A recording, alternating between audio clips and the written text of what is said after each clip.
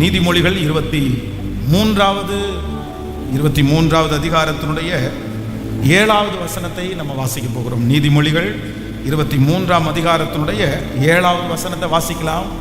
அவன் இருதயத்தின் நினைவு எப்படியோ அப்படியே அவனும் இருக்கிறான், புசியும் பானம் பண்ணும் என்று அவன் உன்னோடே சொன்னாலும் அவன் இருதயம் உன்னோடே இராது. இன்னொரு விஷயம் கூட வாசிக்கலாம். அவன் இருதயத்தின் நினைவு எப்படியோ அப்படியே அவனும் இருக்கிறான். ஆண்டவருடைய பிள்ளைகளே, இந்த வார்த்தையை பல நாட்களாக ஆண்டவர் திருச்சபையிலே இந்த வார்த்தையை பேசிக்கொண்டே இருக்கிறார்.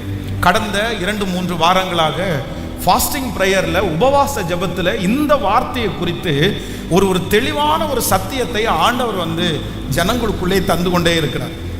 ஆனால் இன்றைக்கும் ஆண்டவர் என்னுடைய மனதில் கொடுத்த விருப்பத்தின்படி இன்றைக்கு இந்த வசனத்திலிருந்து ஒரு சில காரியத்தை, அப்படின்னா ஒரு ஆண்டவருடைய பிள்ளை தன்னை குறித்து நினைக்கவே கூடாத சில காரியத்தை ஆண்டவர் வேதத்தில் எழுதி வைத்திருக்கிறார். எல்லா நினைவுகளும் நம்முடைய நினைவுகள் அல்ல. ஒரு மனுஷனுடைய நினைவு எப்படியோ, அவனுடைய யோசனை எப்படியோ, அவங்க எப்படி திங்க் பண்றாங்களோ அப்படிதான் அவருடைய வாழ்க்கை இருக்கும் அப்படின்னு பரிசுத்த வேதாகமும் சொல்லுகிறது. உன்னுடைய நினைவை பொறுத்து, படிப்பை பொறுத்துன்னு சொல்லலை, உங்களுடைய தாளந்துகளை பொறுத்துன்னு சொல்லலை. உங்கள் வாழ்க்கை உங்களுடைய தாளந்தை குறிச்சும் உங்களுடைய பின்னணியை குறிச்சும் அல்ல. என்ன யோசிக்கிறாங்களோ அதை வச்சு தான் ஒரு மனுஷனுடைய வாழ்க்கை கட்டப்படுகிறது. அந்த மனுஷனை குறித்து அவன் என்ன நினைக்கிறான், நல்லா நினைக்கிறானா, வெற்றியாக நினைக்கிறானா, அவங்களுக்குன்னு ஒரு பெரிய அச்சீவ்மெண்ட் அவங்களுக்கு இருக்குதா, அவங்களுக்குன்னு ஒரு டார்கெட் இருக்குதா, அந்த மாதிரி ஒரு நம்முடைய வாழ்க்கையில இருக்கிற உயர்வை ஆண்டவர் எப்படி நியமிக்கிறார் அப்படின்னா, உங்களுடைய நினைவை வைத்துதான் ஆண்டவர் உங்களுடைய வாழ்க்கையை அமைச்சு கொடுக்குறார். நீங்க நல்லா நினைச்சீங்கன்னா கண்டிப்பா நல்லா இருக்க முடியும். நீங்க நல்லதை நினைச்சீங்கன்னா நீங்க நல்லா வாழ்றதுக்கான வழிகள் உண்டாகும். ஆனா அதே நேரத்தில் நீங்கள் கெட்டதா நினைச்சிட்டு, தீமையா நினைச்சிட்டு கண்டிப்பாக நல்லா வாழ முடியாது என்கிறதை வேதம் சொல்லுகிறது. அதுதான், உன் இருதயத்தின் நினைவு எப்படி இருக்கிறதோ அப்படியே அவனும் இருக்கிறான். நான் என்ன குறித்து ரொம்ப பயமா நான் நினைச்சிட்டே இருந்தா, நான் தைரியமா இருக்கிறதுக்கு வாய்ப்பு இருந்தா கூட என்னால வாய்ப்பா இருக்க முடியாது. நான் என்ன குறித்து ரொம்ப நெகட்டிவா நான் நினைச்சிட்டேன்னா, என்னுடைய வாழ்க்கையில எத்தனையோ பாசிட்டிவ் என் வாழ்க்கையில இருந்தாலும் அதை எதையுமே என்னால பார்க்க முடியாது. ஏன் அப்படின்னா, என்னுடைய நினைவு சரியில்லை, நான் யோசிக்கிறது சரியில்லை. அப்போ உங்களுடைய சூழ்நிலைகளை எல்லாம் மாறணும்னா, நீங்க ஆசீர்வதிக்கப்படணும்னா, முதல்ல நீங்க மாற்ற வேண்டியது எதை மாற்றணும் அப்படின்னா, உங்க நினைவுகளை தான் நீங்க மாற்றணும், உங்க யோசனையா தான் நீங்க மாற்றணும். யோசனையை மாற்றாத பட்சத்திலே உங்களுக்கு எவ்வளவு பெரிய வாய்ப்புகள் உங்களுக்குள்ள வந்தாலும் கண்டிப்பா அதை பயன்படுத்த முடியாது. ஒரு மனுஷனை மன்னிக்கணும்னு நினைச்சா முதல்ல உங்களுடைய சிந்தனையில் அந்த மன்னிப்புக்குரிய காரியம் வரணும். ஒரு அண்டர்ஸ்டாண்டிங் உங்களுக்கு வராம அந்த மனுஷனை மன்னிக்க முடியாது. அப்போ வேதம் நமக்கு ரொம்ப தெளிவாய் சொல்லுகிறது, உன் நினைவு எப்படியோ அப்படியே, உன் நினைவு எப்படியோ அப்படியே. அப்போ இந்த நினைவு என்கிறது ரொம்ப அவசியமானது. இன்றைக்கு நான் சமயம் இருக்கிறது போல ஒரு தேவனுடைய இந்த செய்திகளை நீங்க இதுக்கு முன்னாடி கூட ஒரு சில என்னுடைய செய்தியில இந்த சில பாயிண்ட்ஸை நீங்க கேட்டிருக்க முடியும். ஆனாலும் இன்றைக்கு நான் உங்க எல்லாருக்காகவும் நான் ஜெபித்து இந்த செய்தியை நான் கொடுக்க ஆசைப்படுகிறேன். ஏன் அப்படின்னா, நம்முடைய சிந்தையை மாற்றணும்ன்றத ஆண்டவர் ரொம்ப விரும்புகிறார். பாருங்க, பெரும்பாடுள்ள ஸ்திரீயை குறித்து வேதம் சொல்லுகிறது, அத்தனை நாட்களும் அவருடைய சிந்தனை மருத்துவமனைக்கு நேராய் போயிட்டே இருக்குது. அப்படின்னா, எப்படியாவது எனக்கு விடுதலை கிடைச்சிடும், எப்படியாவது எனக்கு விடுதலை கிடைச்சிடும், தன்னுடைய சரீரம் நாசமாகிற அளவிற்கு தன்னுடைய எல்லா பொருட்களையும் வித்து செலவு பண்ற வரைக்கும் அவங்க மருத்துவமனை தான் யோசிக்கிறாங்க.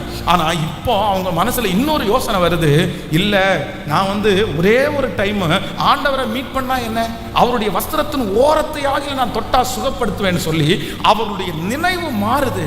அவங்க வாழ்க்கை ரொம்ப ஆச்சரியமா மாறிடுச்சு. அப்போ நினைவு மாறினாதான் வாழ்க்கை மாறுமே தவிர, நினைவு மாறாட்டா வாழ்க்கையை நீங்க மாற்றவே முடியாது. ஒருத்தரிடத்துல தப்பான ஒப்பீனியனை நீங்க வச்சுட்டு குடும்ப வாழ்க்கையை வெற்றியாய் வாழ முடியாது. சந்தேகத்தை வச்சுட்டு நீங்க வெற்றியாய் வாழ முடியாது. சோ நம்முடைய நினைவுகளை கொஞ்சம் கொஞ்சமா மாற்றணும். ஒருவேளை நீங்க ஆரம்பத்தில் ஒருவேளை இருக்கலாம், உங்களுடைய நினைவுகளில் உங்களுடைய பெற்றோர்கள், உங்களுடைய முந்தின சில மனிதர்கள் சில நினைவுகளை பரம்பரையா உங்களுக்குள்ள வந்திருக்கலாம். இப்படிதான் இருக்கணும், இப்படி இருந்தாதான் சரிபட்டு வரும் அப்படின்றது உங்க மனசுல பதிஞ்சிருக்கலாம். ஆனா இல்ல, காலங்கள் தாண்டும் போது, சூழ்நிலைகள் மாறும் போது, ஜெனரேஷன் மாறும்போது நம்முடைய சிந்தையில ஒரு சரியான ஞானம் இல்லாவிட்டால் கண்டிப்பாக இந்த உலக வாழ்க்கையை வெற்றியாய் வாழ முடியாது. இப்ப பாருங்களேன், ஒரு காலத்துல எல்லாம் பாத்தீங்க அப்படின்னு சொன்னா எனக்கு தெரிஞ்சு ஒரு காலத்துல எல்லாம் எங்க பார்த்தாலும் பெண்கள் அடிமைத்தனமா இருக்கிற மாதிரி இருப்பாங்க. அந்த கணவனார் என்ன சொல்வார்னா, கீழ்ப்படியணும்னா கீழ்ப்படியணும், கீழ்ப்படியல அப்படின்னு சொன்னா அவ்வளவுதான், அந்த மனைவி எனக்குரிய மனைவி இல்லை அப்படின்னு நிறைய பேர் அந்த மனைவியை வேண்டான்னு சொல்றவங்க நிறைய பேர் இருக்கிறாங்க. ஆனா இன்னைக்கு நம்மளும் நிறைய நேரத்துல பிரசங்கம் கூட பண்ணும்போது எப்படி பண்ணிருக்கோம்னா, மனைவிகளே உங்கள் சொந்த புருஷருக்கு என்ன பண்ணுங்க, கீழ்ப்படியிருங்கள் அப்படின்னு நம்ம பிரசங்கம் பண்ணியிருக்கிறோம். ஆனா இப்பொழுது இருக்கிற காலத்துல இந்த கீழ்ப்படிதல் அப்படின்ற பிரசங்கம் எப்படி மாறிடுச்சு அப்படின்னு சொன்னா, நீங்க கீழ்ப்படியணும், ஆனா அந்த இப்ப கீழ்ப்படியல அப்படின்னு ஒரு கணவனார் சொல்லிட்டாருன்னு வச்சுக்கோங்களேன், சொன்ன உடனே அந்த ஊழியக்காரர் ஏமா நீ கீழ்ப்படியல, அவர் சொன்னா எதுக்குனாலும் கீழ்ப்படியணும் இல்ல, அவர் சொன்னா கீழ்ப்படியாம இருந்தா தப்பு இல்ல அப்படின்னு சொல்லும் போது அந்த பொண்ணு அந்த சிஸ்டர் திரும்பி என்ன கேட்பாங்கன்னா, அப்ப பாஸ்டர் அவர் போய் தண்ணிக்குள்ள கிணத்துக்குள்ள குதிச்சுன்றாரு, நான் குதிச்சிடவா, இல்லைன்னா ஒரு பாட்டில் விஷம் வாங்கி சாப்பிடுன்றாரு, நான் வேணா சாப்பிட்டுட்டுமா, இல்லைன்னா நீ தற்கொலை பண்ணி செத்து போயிருன்றாரு, நான் வேணா செத்து போயிட்டுமா. நீங்க தானே பிரசங்கம் பண்றீங்க, என்னென்ன பிரசங்கம் பண்றீங்க, நீங்க உங்க கணவனாருக்கு என்ன பண்ணணும், கீழ்ப்படியணும். ஸோ இன்னைக்கு ஒரு காலத்தில் இந்த வார்த்தைக்கு இடமே இல்லை, இந்த மாதிரி வேர்ட் அவங்க யூஸ் பண்ணதே இல்லை. கீழ்ப்படியணும்னு சொன்னா ஓகே, நீங்க சொல்லிட்டீங்கல்ல போல, நீங்க சொல்லிட்டீங்கல்ல பண்றோம், அந்த மாதிரி ஆயிடுச்சு. ஆனா இன்னைக்கு கீழ்ப்படியணும்ன்றதுக்கு வந்த உடனே எதுக்கு கீழ்ப்படியணும், எதுக்கு கீழ்ப்படிய கூடாது, இதுக்கு கீழ்ப்படிகிறது தவறா சரியா அப்படின்ற கேள்வி கேட்கிற அளவிற்கு நிறைய பேருக்கு ஞானம் வந்துருச்சு. இது ஒரு விதத்துல ஆமா அவசியம் இல்லாத ஒன்றுக்கு நம்ம கீழ்ப்படிய முடியாது அப்படின்ற சூழ்நிலையும் வந்துருச்சு. அப்போ இன்னைக்கு போய் இல்ல நீ பழைய வாழ்க்கை எங்க அம்மா மாதிரி இல்ல, எங்க பாட்டி மாதிரி இல்லை அப்படின்னு சொன்னா கண்டிப்பா அந்த குடும்ப வாழ்க்கையில சமாதானம் வராது. இந்த குடும்ப வாழ்க்கையில சமாதானம் வரணும்னா நான் என்ன பண்ணணும்னா, என்னுடைய யோசனையை நான் சரி பண்ணணும். இந்த உலகம் எப்படி போயிட்டு இருக்குது, இப்ப இருக்கிற ஜெனரேஷன் எப்படி வளர்றாங்க, அதுக்காக வேதத்தை நம்ம மாத்திர முடியாது, வசனம் போய் சொல்லாது, வசனம் தான். ஆனா அந்த வசனத்தை எந்த இடத்துல எப்படி பயன்படுத்தணும்ன்றத நம்ம அறிஞ்சு வைக்கணும். அதனால தேவனுடைய பிள்ளைகளே, ரொம்ப அவசியமானது என்னன்னா, என்னுடைய சிந்தனையை நினைவு எப்படியோ, என் நினைவு எப்படியோ, உங்க நினைவை நீங்க சேஞ்ச் பண்ணாம, உங்களுடைய யோசனைகளை நீங்க மாற்றாம, கண்டிப்பா சொல்றேன் உங்களால அடுத்த லெவல் போகவே முடியாது. எந்த ஒரு மனுஷன் அக்கறைக்கு போகணும்னு நினைக்கிறீங்களோ, எந்த ஒரு தேவனுடைய பிள்ளை அடுத்த லெவல் போறீங்கன்னு நினைக்கிறீங்களோ, நீங்க அடுத்த படியை அடைவதற்கு முதல்ல மாற்றம் எங்க வரணும்னா உங்களுடைய சிந்தனையில தான் ஃபர்ஸ்ட் வரணும். உங்களுடைய நினைவுகள் தான் மாறணும். அந்த நினைவை மாற்றுகிறவர் உங்களையும் மாற்றுகிறதற்கு கர்த்தர் வல்லவராய் இருக்கிறார். கைகளை அசைத்து ஒரு ஹல்லேலூயா, கைகளை எல்லாரும் உயர்த்தி சொல்லுவோம், ஆண்டவரே என்னுடைய நினைவுகள் மாறட்டும், என் இருதயத்தின் நினைவு எப்படியோ அப்படியே அவனும் இருக்கிறான். ஆண்டவரே என்னுடைய நினைவு வெற்றியாய் மாறட்டும், உமக்கு பிரியமானதாய் மாறட்டும், உற்சாகம் உள்ளதாய் மாறட்டும். என்னுடைய யோசனையை நீங்க கண்ட்ரோல் பண்ணிருங்க ஆண்டவரே, என்னுடைய யோசனையை நீங்க ஸ்திரப்படுத்துங்க ஆண்டவரே. என்னை குறித்து எனக்கு ஒரு பெரிய வெற்றியை யோசிக்க கர்த்தர் பலன் தார். ஹல்லேலூயா. நான் இன்றைக்கு ஒரு சில காரியத்தை ஒரு தேவனுடைய பிள்ளை உங்களுடைய நினைவில் நீங்க கொண்டு வர வேண்டிய சில மாற்றங்களை குறித்து இன்னைக்கு உங்களோடு கூட பேசுகிறேன். முதலாவதாக வாசிக்கலாம், 139வது சங்கீதத்தினுடைய 14வது வசனத்தை வாசிக்கலாமா? 139வது சங்கீதத்தினுடைய 14வது வசனத்தை சேர்ந்து வாசிக்கலாம். நான் பிரமிக்கத்தக்க அதிசயமாய் உண்டாக்கப்பட்டபடினால் உம்மை துதிப்பேன், உமது கிரியைகள் அதிசயமானவைகள், அது என் ஆத்துமாவுக்கு நன்றாய் தெரியும். இன்னொரு விஷயம் கூட வாசிக்கலாம், நான் பிரமிக்கத்தக்க அதிசயமாய் உண்டாக்கப்பட்டபடியால் உம்மை துதிப்பேன், உமது கிரியைகள் அதிசயமானவைகள், அது என் ஆத்துமாவுக்கு நன்றாய் தெரியும். நல்லா கவனிச்சுக்கங்க ஆண்டவருடைய பிள்ளைகளே. இந்த இடத்துல சங்கீதக்காரனாகிய தாவீது இந்த இடத்துல என்ன எழுதி இருக்கிறார்னா, நான் பிரமிக்கத்தக்க அதிசயமாய் உண்டாக்கப்பட்டபடினால் உம்மை துதிப்பேன் அப்படின்னா, தன்னுடைய பிறப்பை குறித்து இவர் என்ன சொல்றாருன்னா, ஐயோ என்னுடைய பிறப்பு சாதாரணமானது அல்ல, நான் இந்த உலகத்துல எப்படி பிறந்திருக்கிறேன் அப்படின்னு சொன்னா ரொம்ப ஸ்பெஷலா நான் பிறந்திருக்கிறேன், நான் பிரமிக்கத்தக்க அதிசயமாய் உண்டாக்கப்பட்டிருக்கிறேன். என்னை பார்த்து நிறைய பேர் பிரமிக்கணும், என்னுடைய பிறப்பை பார்த்து நிறைய பேர் ஆச்சரியப்படணும். எனக்கு ஆண்டவர் ஒரு வாழ்க்கையை கொடுத்திருக்கிறார், எனக்கு ஒரு பிறப்பை ஆண்டவர் கொடுத்திருக்கிறார். எப்படிப்பட்ட பிறப்பை கொடுத்திருக்கிறார் அப்படின்னு சொன்னா, யாருமே யோசிக்க முடியாது, எல்லாரும் பிரமிக்கிறது மாதிரி ஒரு பிறப்பை எனக்கு தந்திருக்கிறார் அப்படின்னு சொல்றாரு. ஆனா இந்த சங்கீதக்காரனுடைய வாழ்க்கையை நீங்க பார்த்துட்டீங்கன்னா ரொம்ப வித்தியாசமா இருக்கும். அன்றைக்கு உள்ள காலங்களில் அந்த திருமணம் பண்ணுகிற ஆண்கள் பார்த்தீங்கன்னா அவங்க 2-3 பேரை கூட திருமணம் பண்ணியிருக்கிறார்கள். அப்போ அன்னைக்குள்ள மக்கள் தொகை குறைவாக இருந்து, ஜனத்தொகை குறைவாக இருந்துச்சு. அப்போ இந்த தாவீதிற்கு ஈசாய் தான் தகப்பனார். ஆனால் இந்த தகப்பனாருக்கு ஒரு மனைவி இருக்கிறாங்க, அந்த மனைவியினுடைய பிள்ளைகள் தனியாக இருக்கிறாங்க. ஆனால் தாவீதர் ஒரு இடத்துல சொல்லும்போது, தகப்பனும் தாயும் என்னை கைவிட்டாலும் அப்படின்னா, அவனும் ஒரு மனைவியினுடைய பிள்ளை தான். ஆனால் தான் அந்த பழைய ஏற்பாட்டின் காலத்தில் இருக்கிற மனிதர்கள் அவர்கள் சரியா திருமணம் பண்ணுகிற பிள்ளைகளுக்கு அவங்க சொத்துக்கெல்லாம் உரிமை இருக்குது, என்ன வேணாலும் அவங்க கேட்கலாம். ஆனா அடுத்ததாய் திருமணம் பண்ண பிள்ளைகளுக்கு இவங்க ஆசைப்பட்டு தான் கொடுக்க முடியுமே தவிர அவர்கள் கேட்கிற உரிமை அற்றவர்கள். ஸோ இந்த சாதாரணமான மனிதர்கள் மத்தியில தாவீதுனுடைய பிறப்பு எல்லாரும் சொல்லிக்கிறது மாதிரி இல்லை, எல்லாரும் மெச்சிக்கிறது மாதிரி இல்லை. அவனுடைய வீட்டில் ஒரு நல்ல நிகழ்ச்சி நடக்கும்போது அவன் அழைக்கப்படவே இல்லை, அவன் ஒரு பெரிய முக்கியத்துவமா யாரும் கருதவே இல்லை. சாமுவேல் தீர்க்கதரிசி வீட்டில் அபிஷேகம் பண்ணிட்டு போனதுக்கு பிற்பாடு அவனுக்கு பெரிய கனமும் பெரிய மரியாதையும் தன்னுடைய வீட்டிலே கொடுக்கப்படவே இல்லை. ஆனா சங்கீதக்காரனாகிய தாவீது சொல்லும்போது என்ன சொல்றாருன்னா, நான் பிரமிக்கத்தக்க அதிசயமாய் உண்டாக்கப்பட்டபடியினால் உம்மை துதிப்பேன். அப்போ நம்பர் 1, முதலாவதாக ஒரு ஆண்டவருடைய பிள்ளை உங்களை குறித்து நீங்க நினைக்க வேண்டிய முதல் நினைவு என்னன்னா, நீங்க இதுவரைக்கும் ஒருவேளை எல்லாரையும் பெருசா நீங்க நினைச்சிருக்கலாம். அவனுக்கு கிடைச்சது மாதிரி எனக்கு கிடைக்கல, அவங்களுக்கு கிடைச்சது மாதிரி வாய்ப்பு எனக்கு கிடைக்கல, அவங்களுக்கு கிடைச்சது மாதிரி அம்மா அப்பா எனக்கு கிடைக்கல, அவங்களுக்கு கிடைச்சது மாதிரி அழகு எனக்கு கிடைக்கல, அவங்களுக்கு கிடைச்சது மாதிரி பெலன் எனக்கு கிடைக்கல. ஆனா நீங்க இன்னையிலிருந்து நீங்க என்ன நினைக்கணும் அப்படின்னு சொன்னா, அவர்களை பார்க்கலும் ஆண்டவர் அநேகரை காட்டிலும் கர்த்தர் என்னை நன்றாய் கர்த்தர் வைத்திருக்கிறார். உங்களுக்குள்ள ஒரு நினைப்பு வேணும். என்ன நினைப்பு வேணும்னா, ஆண்டவர் என்னை நல்லா இல்லாம வச்சுட்டாரு, ஆண்டவர் என்னை கொடுமையா வச்சுட்டாரு, ஆண்டவர் இப்படிப்பட்ட ஒரு சூழ்நிலை எனக்கு அனுமதிச்சாருன்னு நினைக்காதீங்க. ஆண்டவர் பலரை பார்க்கலும் உங்களையும் என்னையும் எப்படி வச்சிருக்கிறார்னா, கர்த்தர் ஒவ்வொருத்தரையும் நன்றாய் வைத்திருக்கிறார், நல்லா வச்சிருக்கிறாரு. நீங்க தெருவில் போய் பாருங்க, ஆண்டவர் உங்களை நல்லா வச்சிருக்கிறது உங்களுக்கு தெரியும். நீங்க பல இடங்களுக்கு போய் பாருங்க, ஆண்டவர் உங்களை எவ்வளவு நல்லா வச்சிருக்கிறார்ன்றதை அப்ப நீங்க உணர்ந்து கொள்வீர்கள். உங்க இருதயத்தினுடைய ஆழத்துல நீங்க டெய்லி யோசிக்கிற யோசனையில நீங்க என்ன நினைக்கணும் அப்படின்னு சொன்னா, ஆண்டவரே என்னை இவ்வளவு நல்லா வச்சிருக்கிறதற்கு நான் எவ்வளவேனும் தகுதி உள்ளவன் அல்ல, என்னை ரொம்ப நல்லா வச்சிருக்கிறீங்க, என்ன ரொம்ப நல்லா வச்சிருக்கிறீங்க. நான் ஒரு விஷயம் இந்த கணப்பனார் பதியில் ஒரு குடும்பத்தில் ஒருத்தருக்காக ஜோம் பண்ணுறதுக்காக போயிருந்தேன். அப்போ ஜோம் பண்ண போகும்போது பக்கத்து வீட்டில் இருக்கிற அம்மா எங்கிட்ட பக்கத்தில் ஒருத்தர் உடம்பு நல்லா இல்லாமல் இருக்கிற எனக்கு ஜோம் பண்ண முடியுமான்னு கேட்டாங்க. சரி நான் வரேன் ஜோம் பண்ணுறேன் அப்படின்னு சொல்லி போய் பார்த்தேன்.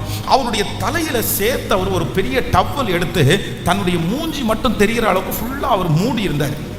அப்போ நான் அவரை நினைச்ச உடனே நினைச்சேன், சரி அவருடைய ஒருவேளை அவருடைய தலையில் ஏதாவது ஆப்ரேஷனோ இல்லை ஏதாவது ஒரு காயம் இருக்கும், அதனால தான் அந்த மனுஷன் ஜோம் பண்ண கூப்பிட்டுருக்காரு, அதனால தான் இவர் சுத்திட்டு இருக்காருன்னு நினைச்சேன். உடனே அவரை பார்த்து கேட்டேன், உங்களுக்கு என்ன பிரச்சனை, எதுக்காக ஜோம் பண்ணணும் அப்படின்னு சொன்ன உடனே அவர் சொல்றாரு, என்னுடைய இந்த உதட்டில் இந்த பக்கத்தில் எனக்கு ஒரு புண்ணு இருக்குது, வாய்க்குள்ள ஒரு புண்ணு ஆயிடுச்சு அப்படின்னு சொன்னார். சரி நான் உடனே சொன்னேன், சரி நான் அதை பார்க்கலாமா, நான் பார்க்குறேன், நீங்கள் டவலை எடுங்கன்னு அவர் சொன்னா, உண்மையிலே ஆண்டவருடைய பிள்ளைகளே, நான் அந்த இடத்துல இன்னும் கொஞ்ச நேரம் நான் அங்கே இருந்திருந்தா மயக்கமே போட்டிருப்பேன்.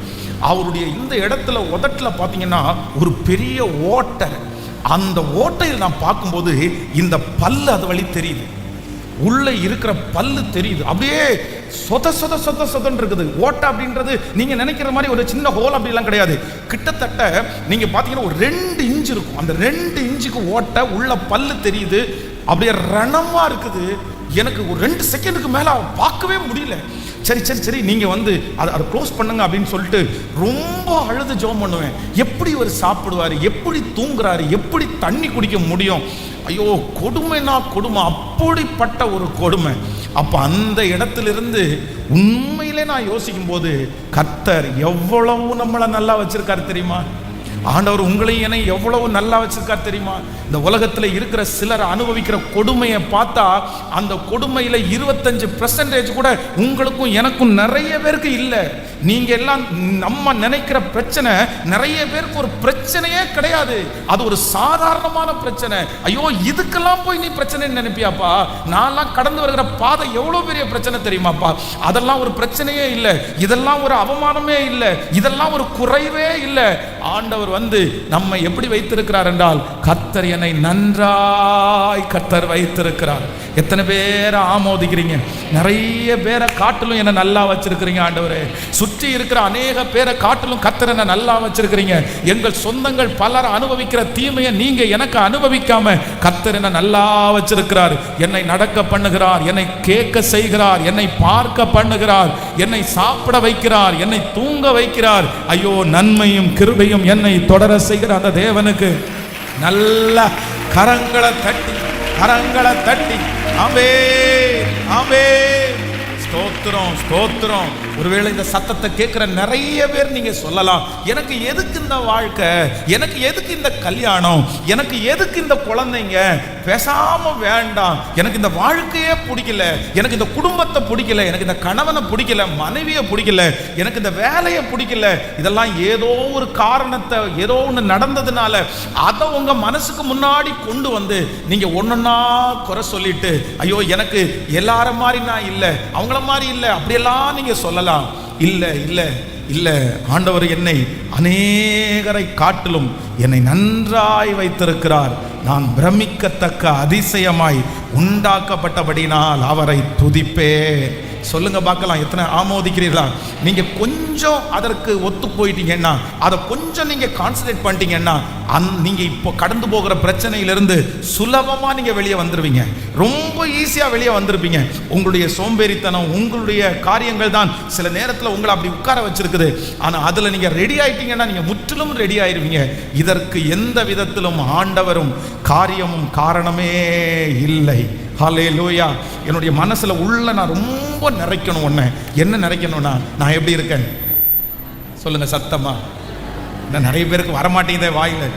என் வாழ்க்கையை ஒரு நாள் வாழ்ந்து பாருங்க பாஸ்டர், அப்ப தெரியும் அப்படின்னு நிறைய பேர் சொல்லுவீங்க. உங்க வாழ்க்கையை விட மோசமான வாழ்க்கையை வாழ்ந்துட்டு இந்த உலகத்துல எத்தனையோ பேர் சந்தோஷமா இருக்கும்போது இந்த வாழ்க்கையை கர்த்தர் கொடுத்திருக்கிறார். இந்த வாழ்க்கையில கர்த்தரும் உங்களோடு இருக்கிறார். இந்த வனாந்தர பிரயாணத்துல நீங்க மட்டும் தனியா இல்லை, உங்களோட ஆண்டவர் இருக்கிறார், உங்களை பாதுகாக்க கர்த்தர் இருக்கிறார். அப்போ என்னுடைய வாழ்க்கை எந்த விதத்திலும் குறைஞ்சதே இல்லை. ஆண்டவருடைய சமூகத்தில் நீங்க ஜெபிக்கிறதுக்காக, ஆராதிக்கிறதுக்காக போகும்போது, என்னை ஏன் ஆண்டவரே இப்படி வச்சிருக்கிறீங்க, எனக்கு எதுக்கு ஆண்டவரே இப்படி ஒன்றும் வாய்க்க மாட்டேங்குது, நான் ஏன் ஆண்டவரே இப்படிப்பட்ட சூழ்நிலையில கடந்து போறேன் அப்படின்னு ஜெபிக்காதீங்க. நீங்க எப்படி ஜெபிக்கணும்னா, என்னை இவ்வளவு மேன்மையா வச்சிருக்கிறீங்களே, ஹல்லேலூயா, இவ்வளவு மேன்மையா வச்சிருக்கிறதற்காய் ஸ்தோத்திரம் ஆண்டவரே. எனக்கு பசி இல்லைன்னு ஜெபம் பண்றவங்க எத்தனை பேர் தெரியுமா? எனக்கு பசிக்க மாட்டேங்குது, எனக்கு தூக்கம் வர மாட்டேங்குது, எனக்கு நடக்க முடியல, எனக்கு கண்ணு தெரிய மாட்டேங்குது, எனக்கு உடம்புல வேர்க்க மாட்டேங்குது, இந்த மாதிரி ரீசன் சொல்றவங்க எத்தனை பேர் இருக்கிறாங்க தெரியுமா? ஆனா அவங்களெல்லாம் ஒப்பிட்டு பார்க்கும்போது தேவன் என்னை நன்றாய் வைத்திருக்கிறார். கையை உயர்த்தி ஒரு 10 டைம் ஏசப்பாட்ட சொல்லுங்க, என்னை மன்னிச்சிருங்க, நான் நல்லா இல்லை, என்னை ஏன் இப்படி படைச்சிங்க, எதுக்காக இப்படி என்னை படைச்சிங்கன்னு நான் சொன்னது எல்லாத்தையும் மன்னிச்சிருங்க ஆண்டவரே. இல்ல ஆண்டவரே, நீங்க என்னை நல்லா வச்சிருக்கிறீங்க. சொல்லுங்க, ஏசப்பா நல்லா வச்சிருக்கீங்க சிஸ்டர்.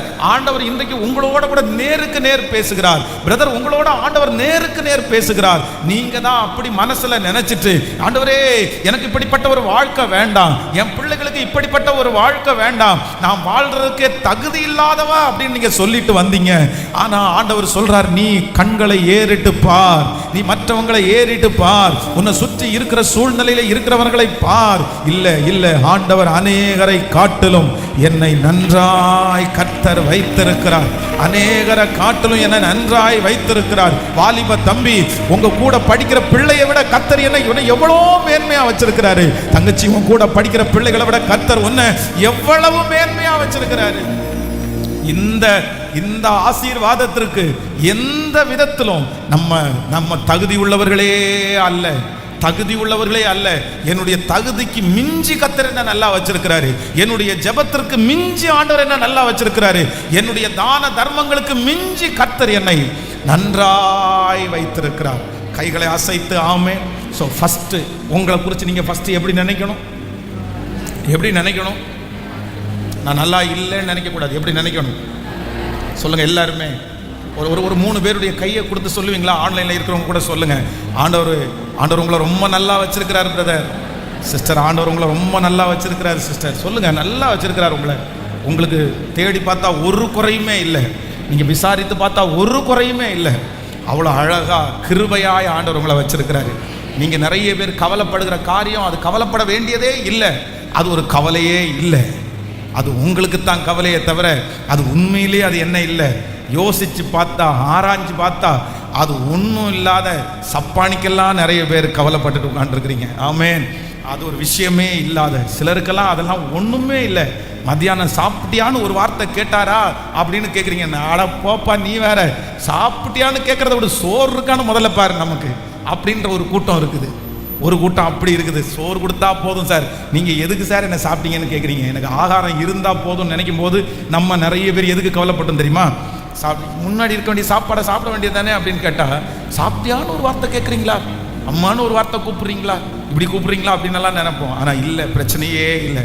அதான் நான் சொல்லுவேனே அடிக்கடி, உங்களுக்கு ஒருவேளை அப்படி உங்கள் மனசுக்கு நான் நல்லாவே இல்லை, ஆண்டவர் என்னை நல்லாவே வைக்கல, நான் மோசமான ஒரு பிறவி, நான் இப்படி போய் பிறந்துட்டேனே, எதுக்கு இப்படி பிறந்துட்டேன், பேசாமல் யோபு சொன்னது மாதிரி என்னை பிறக்கும் போதே கள்ளிப்பால் ஊற்று கொண்டிருக்க வேண்டியதானே ஆண்டவரே, கொடியை அங்கேயே அறுத்து விட்டுருக்க வேண்டியதானே, நான் அப்போ செத்துருந்தாலும் அது நல்லா போயிருப்பேனே அப்படின்னு யார் மனசில் நினைச்சாலும், இன்னைக்கு ஆராதனை முடிச்சுட்டு ஸ்ட்ரெயிட்டாக ஜிஹெச் ஹாஸ்பிட்டலுக்கு போய், கவர்மெண்ட் ஹாஸ்பிட்டலுக்கு போய் ஒரு 3 மணி நேரம் எல்லா டிபார்ட்மெண்ட்டுக்கும் போய் ஒன்றும் பண்ண வேண்டாம், போய் ஒரு ரவுண்டு மட்டும் விட்டுட்டு வாங்க.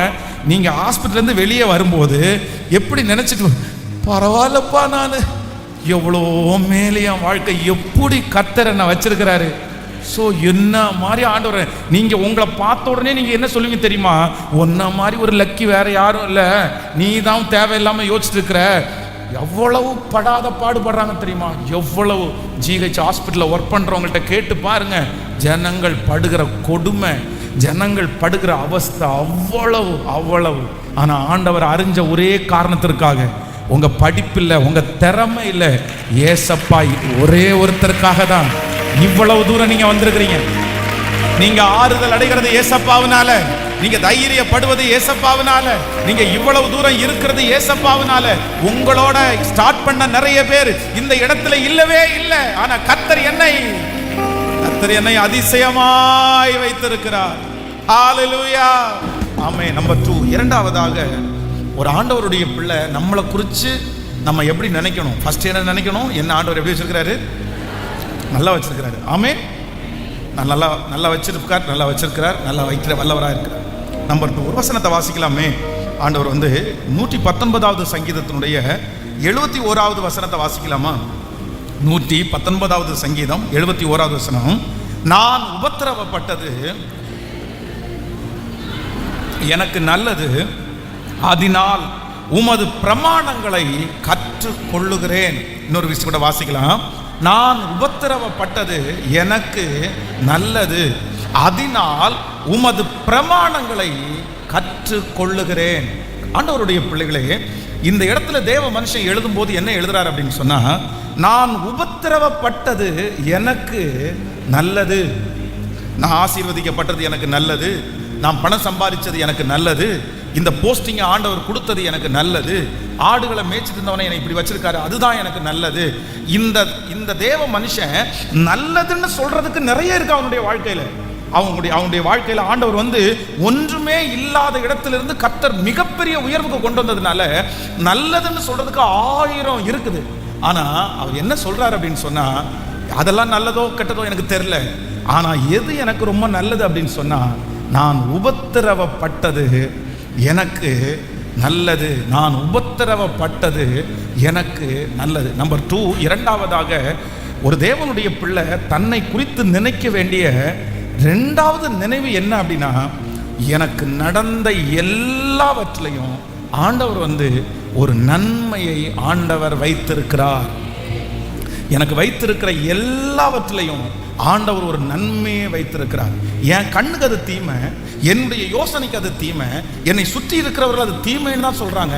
ஆனா நான் ஒன்று நினைக்கணும், இல்லை இல்லை இல்லை, என் வாழ்க்கையில எது நடந்திருக்கலாம், சிலரை இழந்திருக்கலாம், சிலர் மரித்திருக்கலாம், சிலர் விட்டு போயிருக்கலாம், சில சூழ்நிலையில ஆண்டவர் உங்களை வெயிட் பண்ண வைக்கலாம், சில காரியங்கள் உங்களுக்கு கைகூடி வராமல் இருக்கலாம், சில இடத்துல உங்களுக்கு ஒரு பெரிய அவமானம் ஏற்படலாம், சில நஷ்டங்கள் உங்களை அறியாமல் வரலாம், சில இடத்துல உங்களை தூக்கி ரொம்ப பெரிய இடத்துல போட்டிருக்கலாம். ஆனா நீங்க ஒண்ணு நினைச்சுங்க, உங்க மனசுல ஒண்ணு நினைச்சுங்க, அன்றியும் தீர்மானத்தின்படி அழைக்கப்பட்டவர்களாகி தேவனிடத்தில் அன்பு கூறுகிறவர்களுக்கு சகலமும் சகலமும் சகலமும் நன்மைக்கு ஏதுவாகவே நடக்கிறது. எனக்கு நடந்தது எல்லாம் எதுக்கு அப்படின்னு சொன்னா, தீமைக்கு இல்லை, நன்மையை கர்த்தர் வச்சிருக்கிறாரு. நீங்க எந்தெந்த காரியமெல்லாம் மனதில் எனக்கு இப்படி நடந்திருக்க கூடாது, எனக்கு ஏன் இப்படி நடந்துருச்சு, எனக்கு மட்டும் எதுக்கு இப்படி நடந்துருச்சு, யாருக்கும் நடக்கல, எனக்கு மட்டும் ஏன் இப்படி நடக்கணும் அப்படின்னெல்லாம் இது வரைக்கும் இந்த செய்தியை கேட்குற வரைக்கும் எனக்கு அந்த தீமை தான் எனக்கு காரணம், அதனால தான் நான் இப்படி ஆயிட்டேன், இது மட்டும் நடக்கலைன்னா நான் இப்படி ஆயிருக்க முடியாது, இந்த பிரச்சனைக்கு இதுதான் காரணம்லாம் நீங்க சொல்லலாம். ஆனா நான் ஆராதிக்கிற தேவன் என்ன செய்கிறார் என்றால், எனக்கு நடந்து கொண்டிருக்கிற நடக்க போகிற எல்லாவற்றிலும் கர்த்தர் எதை வைத்திருக்கிறார் என்றால், ஒரு நன்மையை ஆண்டவர் வைத்திருக்கிறார். கண்டிப்பா அதுல ஒரு நல்லது இருக்கு சிஸ்டர், பிரதர், நிச்சயமா அதுல ஒரு நல்லது இருக்கு. இன்றைக்கு உங்களுடைய பார்வைக்கு ஒருவேளை கர்த்தர் இப்படிப்பட்டிருக்கிற தீமையை எனக்கு அனுமதிச்சிருக்கவே கூடாது, நான் என்ன பண்ணுவேன், எப்படி இதை கடந்து போவேன். ஆனா நீங்க கொஞ்சம் வருஷம் தாண்டி, சில நாட்கள் தாண்டி, நீங்க நிறைய பேர் சொல்லுகிற சாட்சி என்ன அப்படின்னா, அன்னைக்கு இது நடந்ததுனால தான் இந்த காரியத்தை கர்த்தர் எனக்கு வெற்றியாய் மாற்றி இருக்கிறார், அன்றைக்கு இது நடந்ததுனால தான் இப்படி நான் இருக்கிறேன், அன்னைக்கு நடந்ததுனால தான் அதை கர்த்தர் எனக்கு கற்றுக் கொடுத்தார், இதனால தான் நான் தேறின ஒரு பிள்ளையா நான் இருக்கிறேன். சோ என்னுடைய வாழ்க்கையிலே நடந்தது எல்லாம் எதற்காக தான்? நன்மைக்காகவே. தீமைகளை நன்மையாய் மாற்றுகிற ஆண்டவர் நம்மோடு கூட இருக்கிறார், அது நன்மைக்காகவே. தானியேலுக்கு அப்படிப்பட்டிருக்கிற சிங்க கெபி வந்ததுனால தான் அவனுடைய வாழ்க்கையிலே சாட்சியாய் மாறினது. தாவீது சிங்கங்களுடைய கெபியிலே தங்கி இருந்தது நன்மைக்காக மாறினது. அவனுக்கு ஒரு எதிர்ப்பு எழும்பினது நன்மைக்காகவே மாறினது. எல்லாருடைய கண்ணிலையும் தீமையாய் தெரிந்தாலும் ஆண்டவர் அதை என்ன பண்றாருன்னா, அதுலயும் ஆண்டவர் ஒரு அழகான நன்மையை கர்த்தர் வைத்திருந்தார். கைகளை அசைத்து ஒரு ஹல்லேலூயா. பொள்ளாச்சி பக்கத்தில் ஒரு ஊழியக்காரர் பல வருடமாய் குழந்தை இல்லாமல் அவருக்கு ஒரு குழந்தை கிடைச்சிருச்சு. அப்போ அந்த ஊழியக்காரருடைய மனைவி 9வது மாசத்துல இருக்கும்போது திடீரென்று ஒரு வயிற்றுல, அப்போ தான் டெஸ்ட் பண்ணிட்டு வர்றாங்க, திடீர்னு வயிறு வலி ரொம்ப அதிகமாகி மறுபடியும் ஹாஸ்பிட்டலுக்கு போனால் இம்மீடியட்டாக ஆப்ரேஷன் பண்ணணும்னு சொல்லிட்டாங்க. டாக்டர் சொல்லிட்டாங்க, பரவாயில்ல, 9 months ஆயிடுச்சு, குழந்தை நல்ல க்ரோத் இருக்கும், ஒன்றும் உங்களுக்கு பிரச்சனை இல்லைன்னா ஆப்ரேஷன் பண்ணுனா, அவங்க ஆப்ரேஷன் பண்ணுகிற சில நிமிடங்களுக்குள்ளேயே குழந்தை உள்ள இறந்துருச்சு. அப்படியே பிறக்கும்போது 9 மாதம், பல வருடமாய் குழந்தை பாக்கியம் இல்லாமல் அந்த குழந்தை பாக்கியம் கிடைச்சிருக்கு. 9 மாதம் சுமந்து பேர் செலக்ட் பண்ணிட்டாங்க, குழந்தைக்கு துணி வாங்கி வச்சுட்டாங்க, எல்லா பக்கத்துலையும் சொல்லியாச்சு, எல்லாம் பண்ணினாலும் குழந்தை அப்படியே இறந்து பிறந்துருச்சு. ஐயோ, ரொம்ப துக்கமானது. அந்த குழந்தைய கொண்டு போய் அவர் அடக்கம் பண்ணிட்டு வந்துட்டு தன்னுடைய வேதத்தை எடுத்து மடித்து ஒரு மேலே அலமாரியில் வச்சு ஏசப்பாட்ட ஜெபம் பண்ணாரம்மா, நான் இனி இந்த பைபிளை எடுக்க மாட்டேன், நான் இனி இந்த பைபிளை தூக்க மாட்டேன். எனக்கு இவ்வளோ பெரிய தீமை நீங்கள் அனுபவிச்சிங்கல்ல, எனக்கு எப்படி இவ்வளோ பெரிய தீமையை அனுபவிக்கிறதுக்கு உங்களுக்கு மனசு வந்துருச்சு? ஆண்டவரே, நான் எவ்வளோ ஊழியம் நான் செஞ்சுருக்கிறேன், நான் இனி இந்த பைபிளை வந்து தூக்கி சுமக்கிறதுக்கு நான் தகுதி இல்லை, நான் இதை வச்சிடறேன், நான் யாருக்கும் நீ எது பண்ண மாட்டேன் அப்படின்னு ரொம்ப தன்னுடைய இருதயத்தை கடினப்படுத்திட்டு போய் படுக்கை அறைக்கு போனார். படுக்கை அறைக்கு போய் அவர் தூங்கிட்டு இருக்கும்போது ராத்திரி வந்து ஒரு சொப்பனம். அப்போ இவருக்கு பிறந்திருக்கிற அந்த குழந்தை எப்படி பிறக்கும், இந்த குழந்தையினால வருகிற ஆபத்து, அந்த குழந்தையினுடைய பலவீனம், இது எல்லாத்தையும் அது ஒரு பெரிய விஷயம், அது வெளியே கூட சொல்ல முடியாது. அதை சொப்பனத்தில் பார்க்குறாரு. சொப்பனத்தில் பார்த்த உடனே ஐயோ இப்படிப்பட்ட ஒரு பிரச்சனைக்கா இருக்குமா, இதையா ஆண்டவர் எனக்கு தடுத்து நிறுத்தினார். உடனே வந்து அந்த தூக்கத்தை விட்டு எந்திரிச்சு உட்கார்ந்து, ஆண்டவரே என்னை மன்னிச்சிருங்க, என்னை மன்னிச்சிருங்க, எனக்கு இவ்வளோ பெரிய தீமையை நீங்கள் என் கையில் கொடுக்காம அதை நன்மையாக மாற்றுறதுக்காக தான் இப்படி பண்ணியிருக்கிறீங்க. இல்லை இல்லை, நான் திரும்ப உன்னுடைய வேதத்தை நான் கையில் எடுப்பேன்னு மறுபடியும் தன்னுடைய வேதத்தை கையில் எடுத்து இன்றைக்கு ஆண்டவருக்காக பெரிய சாட்சியாய் கர்த்தருக்கு ஊழியம் செய்து கொண்டிருக்கிறார். அப்போ ஆண்டவருடைய பிள்ளையே, கர்த்தர் உங்களுக்கு கொடுத்த எதையுமே அது மற்றவங்களுக்கு அப்படி அனுமதிக்காம இருக்கலாம், உங்களுக்கு அனுமதிச்சிருக்கலாம். 1000 பேரை சுத்தி பார்க்கும்போது அவங்க வந்து இது உனக்கு உன் வாழ்க்கையில இது ஒரு பெரிய அழுக்கு, இல்லைன்னா இது உங்களுடைய வாழ்க்கையில வந்து ஒரு பெரிய காயம் அப்படின்னு பல பேர் உங்களை பார்த்து சொல்லலாம். ஆனா உங்க மனசுக்கு ஒண்ணு தெரியணும், கண்டிப்பா இதுல ஆண்டவர் என்ன வச்சிருக்கிறாருன்னா சத்தமா சொல்லுங்க. இல்லைன்னா நான் ஆண்டவரை தேடி இருக்க மாட்டேன், இல்லைன்னா ஆண்டவரோட கூட நடந்திருக்க மாட்டேன், நான் இவ்வளவு பெரிய இடத்துக்கு வந்திருக்க மாட்டேன். இன்றைக்கு பலரை கொண்டு வந்தது நன்மை அல்ல, உங்க வாழ்க்கையில கர்த்தர் அனுமதிச்ச சில உபத்திரவங்கள், கர்த்தர் அனுமதிச்ச சில தனிமைகள், கர்த்தர் அனுமதிச்ச சில பாடுகள் தான் உங்களை இவ்வளவு தூரம் கொண்டு வந்து நிறுத்தி இருக்குது. நீங்க இந்த இடத்துல உட்கார்ந்துட்டு இருக்கிறதுக்கு காரணம் அதனாலதான். கண்டிப்பாக அது தீமையானது அல்ல. கண்டிப்பா கர்த்தர் அதை நன்மையாய் கர்த்தர் எனக்கு நன்மை செய்திருக்கிறார். ஹல்லேலூயா. கைகளை அசைத்து அப்படியே சொல்லுங்க, நன்றி ஆண்டவரேன்னு சொல்லுங்க, நன்றி ஆண்டவரேன்னு சொல்லுங்க.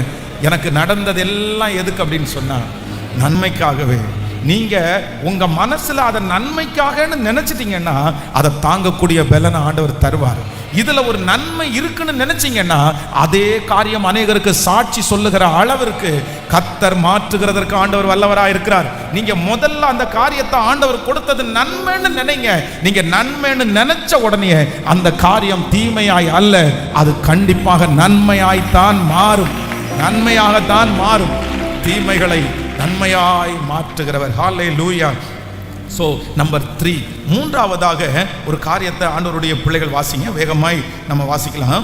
Thank you Jesus. எடுத்துக்கொள்ளலாம். சங்கீதம் 118வது சங்கீதத்தினுடைய 6வது வசனத்தை வாசிக்கலாமா? 118வது சங்கீதத்தினுடைய 6வது வசனத்தை வாசிக்கலாம். கர்த்தர் என் பட்சத்தில் இருக்கிறார், நான் பயப்படேன், மனுஷன் எனக்கு என்ன செய்வான்? இன்னொரு விஷயம் கூட வாசிக்கலாம். ஆமென். கர்த்தர் என் பட்சத்தில் இருக்கிறார், நான் பயப்படேன், மனுஷன் எனக்கு என்ன செய்வான்? நல்லா கவனிச்சுங்க ஆண்டவருடைய பிள்ளைகளே. இந்த சங்கீதக்காரனாகிய தாவீது சொல்லுகிறார், கர்த்தர் என் பட்சத்தில் இருக்கிறார், நான் பயப்படேன், மனுஷன் எனக்கு என்ன செய்வான்? அப்படின்னா இந்த சங்கீதக்காரன் வந்து தனக்கு வந்திருக்கிற அவர் வந்து தாண்டின பிரச்சனை, அவருக்கு எதிராய் வந்த மனிதர்கள் வந்து ரொம்ப பெரிய பலசாலிகள். சில இடத்துல வந்து வேதம் சொல்கிறது, மரணத்திற்கும் அந்த மனுஷனுக்கும் ஒரு அடி கூட தூரம் இல்லையாமா, அவ்வளவு பக்கத்துல மரணம் இருக்குது, அவ்வளவு பக்கத்துல பிரச்சனை இருக்குது. அப்படின்னா அவ்வளோ பெரிய பிரச்சனை. அப்படின்னா அந்நிய தேசத்துக்குள்ள போய் ஆபத்து இருக்கிற இடத்துல போய் அங்க போய் ஜெயிச்சுட்டு வந்ததுதான் யாருன்னா இந்த தேவ மனுஷன். ஆனா இந்த மனுஷன் சொல்றான், கர்த்தர் என் பட்சத்தில் இருக்கிறார், நான் பயப்படேன், மனுஷன் எனக்கு என்ன செய்வான்? அவருடைய மனசுல ஆழமா ஒண்ணு இருந்துச்சு, எனக்கு எதிராளிகள் யாருமே இல்லை.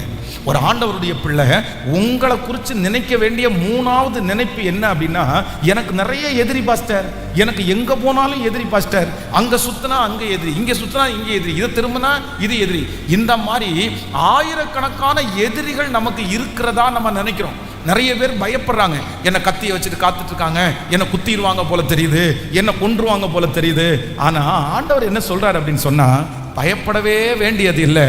கர்த்தர் உங்களையும் என்னையும் பாதுகாக்கிறதுனாலே உன் பக்கத்தில் 1000 பேரும் உன் வலதுபுறத்தில் 10,000 பேர் விழுந்தாலும் அது உன்னை அணுகுவதே இல்லை.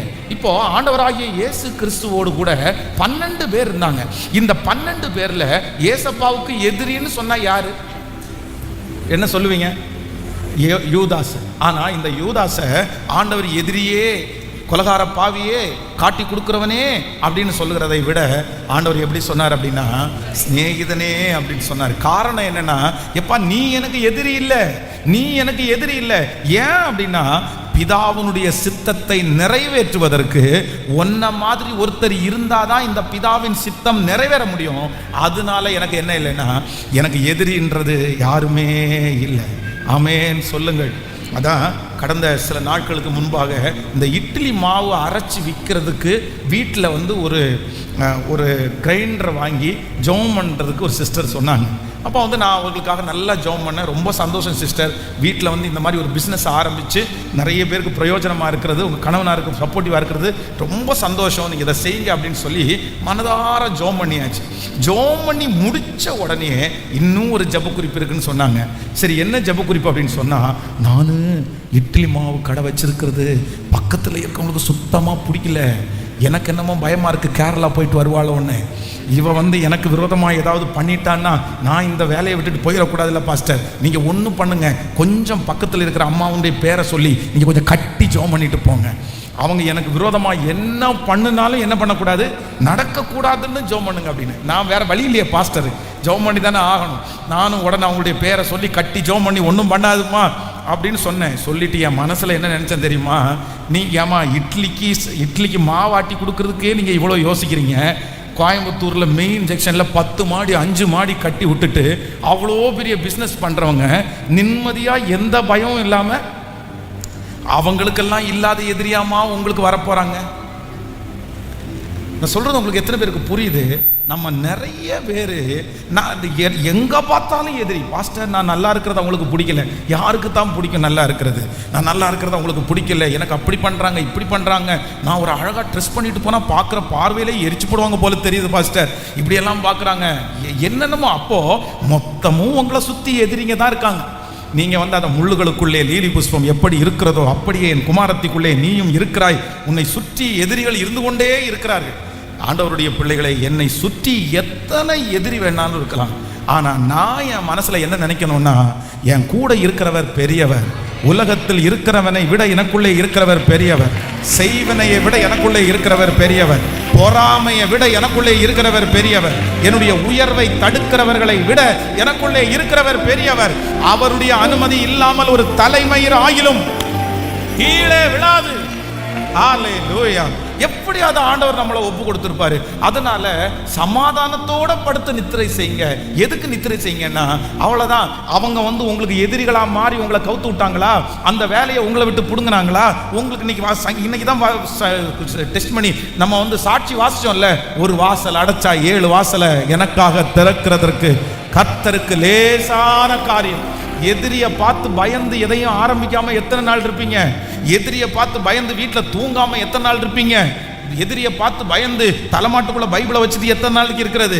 எதிரியை பார்த்து பயந்து காலைல எந்திரிச்சோன்னா தண்ணியை முழுக்க தெளிச்சு விட்டு, இதெல்லாம் தவறுன்னு நான் சொல்லலை.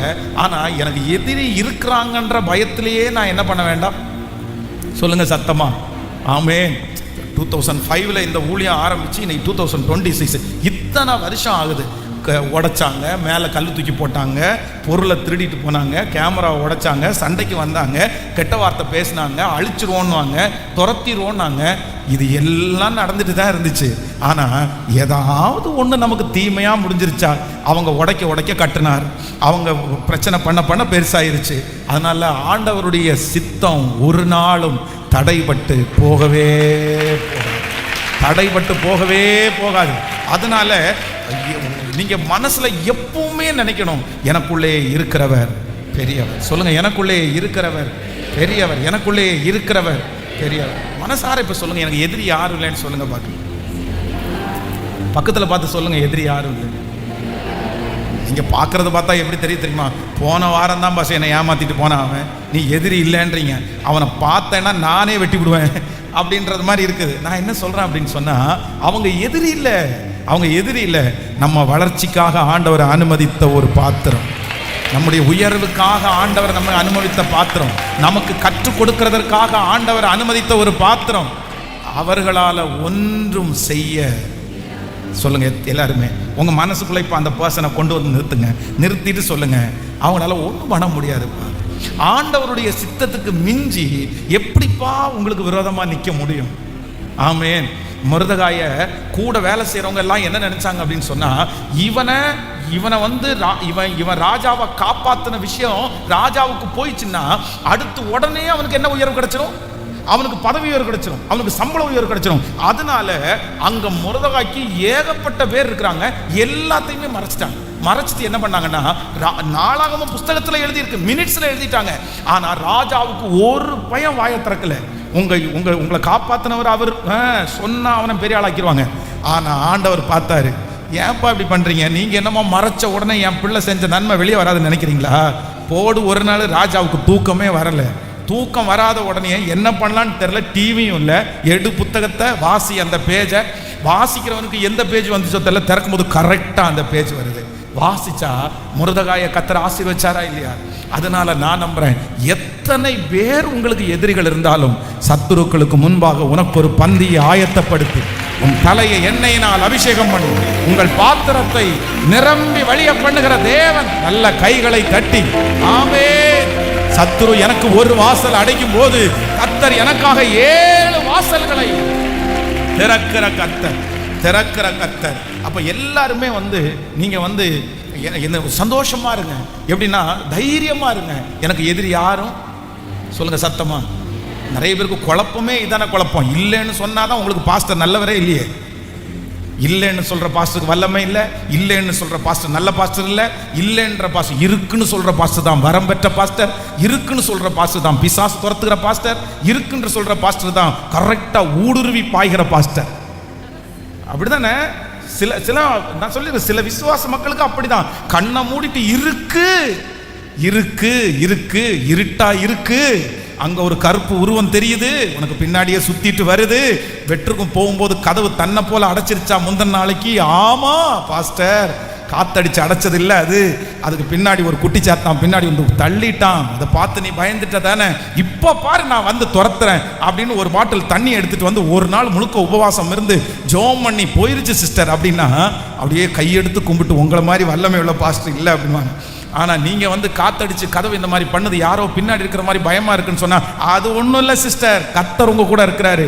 நீங்கள் ஏன் பயப்படுறீங்கன்னு கேட்டால் உங்களுக்கு சந்தேகம் வரும், நான் இவ்வளோ அக்கிரமம் பண்ணி தர்றேன், என் கூட கர்த்தர் இருக்கிறாரா இருக்க. அப்படி நிறைய பேருக்கு பயம், எனக்கு எதிரி ஆமேன் இல்லை, எனக்கு எதிரி யாருமே இல்லை. யார் எதிரின்னா உங்களுடைய எதிரி பிசாசானவன். சத்ரு தான் நமக்கு எதிரி. ஆனால் அவன் நமக்கு விரோதமாய் போடுகிற திட்டங்களை எல்லாம் முறியடிக்கிறதற்கு இயேசு வல்லவராக இருக்கிறார். சொல்லுங்க பார்க்கலாம். நம்பர் 1, முதலாவதாக என் மனசுக்குள்ள ஒரு நினைவை நினைக்கணும். நல்லா கவனிச்சுங்க. நீங்க எப்படி நினைக்கிறீங்களோ அப்படிதான். கண்ணாடிக்கு முன்னாடி போய் நின்றுட்டு நான் நல்லா இருக்கிறேன்னு நினைச்சா, அதுக்காக அப்படி மூஞ்சி கழுவாம போய் நிற்க சொல்லலை. போய் நிற்கும் போது நமக்கே ஒரு கான்ஃபிடன்ஸ், நான் என்ன நினைக்கிறேன்னா அதான் நான் நல்லா இருக்கேன். நம்பர் 1 சொல்லுங்க பார்க்கலாம் எல்லாரும். ஃபர்ஸ்ட், நிறைய பேரை காட்டலும் கர்த்தர் என்ன வச்சிருக்கிறாரு? நல்லா இருக்கீங்களா? கர்த்தர் உங்களை நல்லா வச்சிருக்கிறாரா? கர்த்தர் உங்களை எவ்வளோ நல்லா வச்சிருக்கிறாரு? நிறைய ரொம்ப ஐயா சொல்றாரு பாருங்க, ரொம்ப நல்லா வச்சிருக்கிறாராமா. இந்த திருப்தியா நான் என்ன சொல்றேன்னா, இன்னொருத்தருடைய ஜெயத்தை நம்ம ஸ்கூல்ல என்னதான் மார்க் எடுத்தாலும் first prize, second prize, third ப்ரைஸ்னு ஒருத்தர் தான் இருப்பாங்க. நம்ம அவங்க அளவில் படித்தாலுமே மார்க் போடுறவங்களுக்கு அதுக்கு மிஞ்சி மார்க் போட முடியாது. அதனால இன்னொருத்தருடைய மார்க் எனக்கு வேணும்னு வாழ வேண்டாம். நான் இந்த உலகத்தில் வாழ்கிற வாழ்க்கையை சந்தோஷமாக ரொம்ப மகிழ்ச்சியாக கர்த்தரோட வாழ்ந்தா போதுமானது. அதற்கு மிக அவசியமானது என்னுடைய நினைவு. ஃபஸ்ட்டு நினைவு எப்படி இருக்கணும்னா, என்னை ஏன் இப்படி வச்சிருக்கிறீங்கன்னு கேட்காதீங்க, என்னை இவ்வளோ நல்லா வச்சிருக்கிறீங்களே, ஸோ நம்பர் 2, ரெண்டாவது நம்பர் 2, எனக்கு நடந்ததெல்லாம், சத்தமாக சொல்லுங்க, நடந்ததெல்லாம் இப்போ காலதாமதம் ஆகிறது நல்லதுக்கா கெட்டதுக்கா? சத்தமாக சொல்லுங்க. நல்லதா. எனக்கு அறியாம அங்க ஒரு ரகசியத்தை கர்த்தர் வைக்கிறதுக்கு கர்த்தர் வல்லவரா இருக்கிறார். ஆமென். நம்பர் 3, மூன்றாவதாக என் மனசுல சொல்லணும், எனக்கு எதிராளிங்க யாருமே இருக்காங்களா இல்லையா? எனக்கு எதிராளி யாருமே இல்லை. நான் என் கத்தியை தூக்கிட்டு கையிலையும் போக வேண்டாம், துப்பாக்கியை லைசன்ஸ் கொடுத்து வாங்க வேண்டிய அவசியமும் எனக்கு இல்லை, நான் வெட்டுக்கத்திய பீரோவில் தொங்க போட வேண்டிய அவசியமும் எனக்கு இல்லை. என்னை காக்கிறதுக்கு கர்த்தர் என் கூடவே இருக்கிறார். அப்படி என்னை கொன்று போட்டாலும் கிறிஸ்து எனக்கு ஜீவன், சாவு எனக்கு ஆதாயம். ஆமேன். அந்த தகடு துண்டை தூக்கி வெளியே போட்டுருங்க, அந்த எலுமிச்சம்பழம் ஜூஸ் போட்டு குடிச்சிருங்க, வெயில் நேரத்துக்கு ரொம்ப நல்லா இருக்கும். ஆமேன். பாஸ்டர் யாரோ ஒருத்தர் எலுமிச்சம்பழத்தை உருட்டி விட்டாங்களேன்னு நினைக்காதீங்க, பிழிஞ்சு ஜூஸ் போட்டு குடிங்க, சரியாக போயிடும். ஆமேன். அதனால் எனக்கு விரோதமான மந்திரவாதமும் இல்லை, எனக்கு விரோதமான. கடைசியாக ஒரு 5 மினிட்ஸில் உங்களுக்கு சொல்கிறேன். அடுத்த ஒரு வசனத்தை கூட வாசிக்கலாம். ஆமேன். பிரசங்கி 7ஆம் அதிகாரத்தினுடைய 14வது வசனத்தை வாசிக்கலாமா? பிரசங்கி 7வது அதிகாரம் 14வது வசனம். வாழ்வு காலத்தில் நன்மையை அனுபவித்திரு, தாழ்வு காலத்தில் சிந்தனை செய். மனுஷன் தனக்கு பின் வருவதொன்றையும் கண்டுபிடியாதபடிக்கு தேவன் இவ்விரண்டையும் ஒன்றுக்கொன்று எதிரடையாய் வைத்திருக்கிறார். நல்லா கவனிச்சுங்க. வாழ்வு காலத்தில் நன்மையை அனுபவித்திரு, தாழ்வு காலத்தில் சிந்தனை செய். மனுஷன் தனக்கு வருவதொன்றையும் கண்டுபிடியாதபடிக்கு தேவன் இவ்விரண்டையும் ஒன்றுக்கொன்று எதிரடையாய் வைத்திருக்கிறார். அப்படின்னா கர்த்தர் இந்த இடத்துல என்ன சொல்றார் அப்படின்னா, நம்ம பாஷையின்படி இன்னைக்கு பிரியாணி கிடைச்சுன்னா அதை என்ன பண்ணு, திருப்தியா சாப்பிட்ரு. ஆனால் நாளைக்கு கஞ்சி கொடுக்கும்போது வருத்தப்படாத, இந்த கஞ்சி ஏன் வந்துச்சுன்னு சிந்தனை செய். ரெண்டையும் யார் தான் அனுமதிக்கிறாராமா சொல்லுங்க? நீங்க தான் அப்படின்னு சொல்லும்போது சரிப்பா சந்தோஷம் அப்படின்னு சொல்லு. நீ எல்லாம் ஒரு ஆளா அப்படின்னு சொல்லும்போது சரி பரவாயில்ல அப்படின்னு சிந்தனை செய். இதை ரெண்டையும் அப்படின்னா எல்லாவற்றுக்கும் ஒரு காலம் உண்டுன்றத ஒரு ஆண்டவருடைய பிள்ளை எப்பவுமே யோசிக்கணும். எல்லாவற்றுக்கும் ஒவ்வொன்றுக்கும் ஒவ்வொரு காலம் உண்டு. நட ஒரு காலம் உண்டு, நட்டதை பிடுங்க ஒரு புகழ ஒரு காலம் உண்டு, சொல்லுங்க இகழ ஒரு காலம் உண்டு.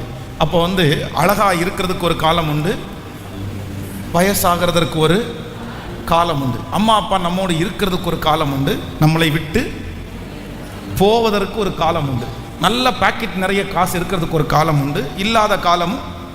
சத்தமா சொல்லுங்க. அதனால தான் இதை சரியா அறிஞ்சது யார் அப்படின்னா யோபு. அவர் சொல்கிறார், நீ பைத்தியக்காரி பேசுகிறது போல் பேசுகிறாய், நன்மையை பெற்ற நான் தீமையை பெற வேண்டாமோ. கர்த்தர் கொடுத்தார், கர்த்தர் எடுத்தார், கர்த்தருடைய நாமத்திற்கு ஸ்தோத்திரம். ஆனா நமக்கு நிறைய பேர் என்ன நினைக்கிறோம் அப்படின்னு சொன்னா, எல்லாம் நிரந்தரம்னு நினைக்கிறோம். இந்த பாசம் நிரந்தரம், இந்த அழகு நிரந்தரம், இந்த மனுஷன் நிரந்தரம், இந்த சந்தோஷம் நிரந்தரம், இதெல்லாம் நமக்கு நிரந்தரம் நிரந்தரம் நினைக்கிறதுனால தான் அது நிரந்தரம் இல்லைன்னு தெரியும் போது நம்ம நிறைய பேர் வெக்ஸ் ஆயிரும், ரொம்ப கஷ்டப்படுறோம். ஐயோ நான் மலை போல நம்பினேனே, இப்படி யோசிச்சனே, இன்னைக்கு திடீர்னு இப்படி விட்டு போயிட்டாங்களே. நீங்க ரெடி ஆகுங்க. ஒரு பிறந்து ஞானம் வந்த உடனே ஒரு பிள்ளை ரெடி ஆகணும். எதுக்கு ரெடி ஆகணும் அப்படின்னு சொன்னா, எல்லாமே டெம்பரவரிப்பா. சொல்லுங்க சத்தம். எல்லாமே டெம்பரவரி, எல்லாமே மாறி போகும், எல்லாமே மாறி போகும், எல்லாம் ஒரு நாள் நம்மளை விட்டு போகும். நீங்கள் எல்லாருமே இன்னைக்கு 10 வருஷத்துக்கு முன்னாடி இருக்கிற ஃபோட்டோவை எடுத்து பார்த்தா உங்களுக்கு நிறைய பேருக்கு சந்தோஷமாக இருக்குமா துக்கமாக இருக்குமா? சந்தோஷமாக இருக்கும். சரி எப்படி இருந்திருக்கிறோம் பாருங்க, முடியெல்லாம் எவ்வளோ இருந்திருக்கு பாருங்க, எவ்வளோ இளமையாக இருந்திருக்கோம் பாருங்க, தொப்பையே இல்லை பாருங்க, ஒல்லியாக இருந்திருக்கிறோம் பாருங்க. அந்த 10 வருஷத்துக்கு முன்னாடி இருக்கிற ஃபோட்டோவை எடுத்து பார்த்தா எல்லாருக்கும் சந்தோஷமாக தான் இருக்கும். இப்போ அதுவே இன்னைக்கு வரைக்கும் நீடிக்கும் அப்படின்னு நினைக்கிறது தவறு தானே. வயசாக வயசாக குறைஞ்சிட்டு தான் இருக்கும், பலன் குறையும், அழகு குறையும், முடி கொட்டும். இது எல்லாம் நார்மலாக நடக்கிறது. ஆமேன் சொல்லுங்கள். மனசுக்குள்ள ஒரு நினைப்பு வேணும். என்ன நினைப்பு? எதுவும் நமக்கு, சத்தமா சொல்லுங்க, யாரு நிரந்தரம்னா அவர் மட்டும். நான் உன்னை விட்டு விலகுவதும் இல்லை, உன்னை கைவிடுவதும் இல்லை. இங்கேயும் அவர் நம்மோடு இருக்கிறார், பரலோகத்திலையும் அவர் நம்மோடு கூட இருக்கிறார். நம்மை விட்டு ஒரு காலமும் எடுபடாத கர்த்தர், நம்மை விட்டு ஒரு நாளும் போகாத தேவன். ஹல்லேலூயா. நமக்கு இருக்கிற செல்வம், நமக்கு இருக்கிற பதவி, நமக்கு இருக்கிற எதுவுமே ஒரு தேவனுடைய பிள்ளை ஒரு அண்டர்ஸ்டாண்டிங் எப்பவுமே இருக்கணும். இப்போ என் கூட அது இருக்குது. ஆனால் இது என்னை விட்டு போனாலும் நான் எப்படி தான் வாழணும்னா சந்தோஷமாக தான் வாழணும். ஆனால் இது எப்போ இருக்கிற வரைக்கும் சொல்லுங்க. இருக்கிற வரைக்கும் சந்தோஷம், இல்லாத போது அதான் சொல்றான், கர்த்தர் கொடுத்தார், கர்த்தர் எடுத்தார், கர்த்தருடைய நாமத்திற்கு ஸ்தோத்திரம், ஹல்லேலூயா. ஆனா நீங்க யோபுனுடைய மனைவியை போல இது நிரந்தரம்னு நீங்க நினைச்சீங்கன்னு வச்சுக்கங்களேன், உங்களுக்கு ரொம்ப நீங்க கஷ்டப்படுவீங்க. கல்யாணமான புதுசுல கணவனாருக்கு நம்ம இன்பம் தான், சந்தோஷம் தான், மனைவிக்கு சந்தோஷம் தான், இன்பம் தான். ஆனா கொஞ்ச நாள் போக போக போக போக நிறைய பேருடைய அன்பு என்ன பண்ணிடுது சொல்லுங்க. கல்யாணமான புதுசுல யாருக்காக நீங்க வாழ்றீங்கன்னு கேட்டா அவருக்காக நான் வாழ்வாங்கன்னுவாங்க. ஆனா 10 வருஷம் தாண்டா யாருக்காக வாழ்றீங்கன்னா என் பிள்ளைக்காக வாழ்றேங்க அப்படின்வாங்க. அந்த 10 வருஷம் தாண்டி இப்போ அவனுக்கு கல்யாணம் ஆயிடுச்சுன்னா யாருக்காக வாழ்றேன்னு கேட்டேன், யாருக்காக வாழ்றேனே தெரியல, எடுத்துக்க ஆண்டவரே. நான் அதுக்கு என்ன சொல்றேன் அப்படின்னா, அதை அடிபட்டு திருந்தி இது பண்றதுக்குள்ள ஃபர்ஸ்டே ஃபிக்ஸ் பண்ணிக்கிறேன்.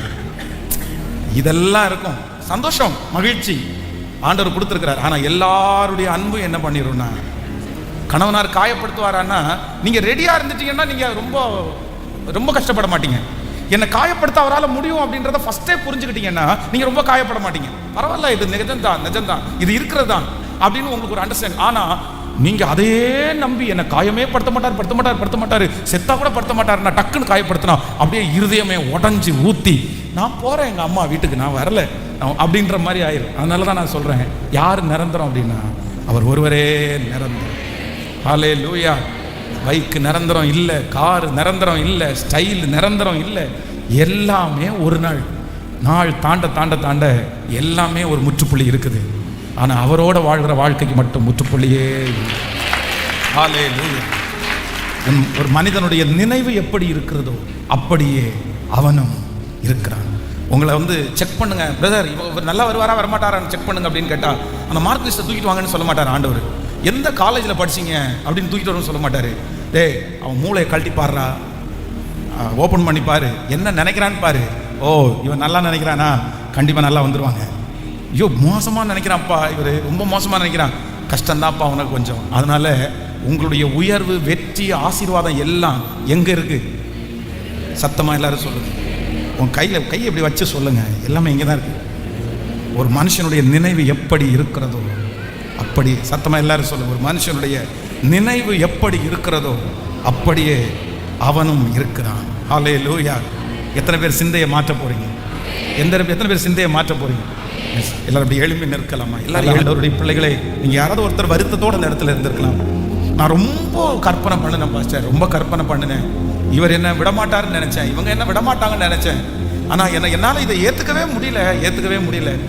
என் கணவனாரை 100% நம்பினேன், என் மனைவியை 100% நம்பினேன். ஆனா இவர் இப்படிப்பட்ட ஒரு காரியத்தை செய்வாரு, இவங்க இப்படிப்பட்ட ஒரு காரியத்தை செய்வாங்கன்னு நான் கொஞ்சம் கூட நினைச்சே பார்க்கல. உங்களுடைய சிந்தனையிலே இல்லாத ஒரு காரியம் இப்ப நடந்திருக்கலாம், உங்களுடைய எண்ணத்திலே இல்லாத ஒரு காரியம் நடந்திருக்கலாம். நீங்க 100% நம்பி நீங்க ஏமாந்து போன யாராவது ஒருத்தர் இந்த இடத்துல இருக்கலாம். 100% நம்பி நான் ஏமாந்துட்டேன் பாஸ்டர், 100%. நான் இந்த மாதிரி யோசிக்கவே இல்லை.